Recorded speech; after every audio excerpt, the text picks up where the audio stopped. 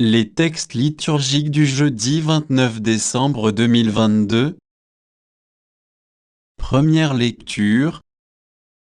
Celui qui aime son frère demeure dans la lumière. 1 Jean 2, 3 à 11. Lecture de la première lettre de Saint Jean. Bien-aimés, voici comment nous savons que nous connaissons Jésus-Christ, si nous gardons ses commandements.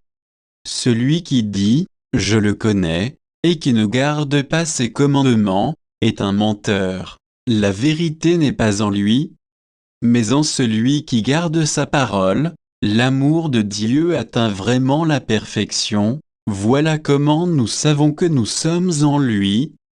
Celui qui déclare demeurer en lui doit, lui aussi, marcher comme Jésus lui-même a marché. Bien-aimé, ce n'est pas un commandement nouveau que je vous écris, mais un commandement ancien que vous aviez depuis le commencement. La parole que vous avez entendue, c'est le commandement ancien. Et pourtant, c'est un commandement nouveau que je vous écris. Ce qui est vrai en cette parole l'est aussi en vous. En effet, les ténèbres paissent en tête, déjà brille la vraie lumière. Celui qui déclare être dans la lumière et qui a de la haine contre son frère est dans les ténèbres jusqu'à maintenant. Celui qui aime son frère demeure dans la lumière, et il n'y a en lui aucune occasion de chute. Mais celui qui a de la haine contre son frère est dans les ténèbres. Il marche dans les ténèbres sans savoir où il va, parce que les ténèbres ont aveuglé ses yeux. Parole du Seigneur. Psaume. Psaume 95, 1-2a, 2b3, 5b6. Chantez au Seigneur un chant nouveau, chantez au Seigneur, terre entière, chantez au Seigneur et bénissez son nom. De jour en jour, proclamez son salut, racontez à tous les peuples sa gloire, à toutes les nations ses merveilles. Lui, le Seigneur, a fait les cieux, devant lui, splendeur et majesté, dans son sanctuaire, puissance et beauté. Évangile. Lumière qui se révèle aux nations. Luc 2, 22-35. Évangile de Jésus-Christ selon saint Luc.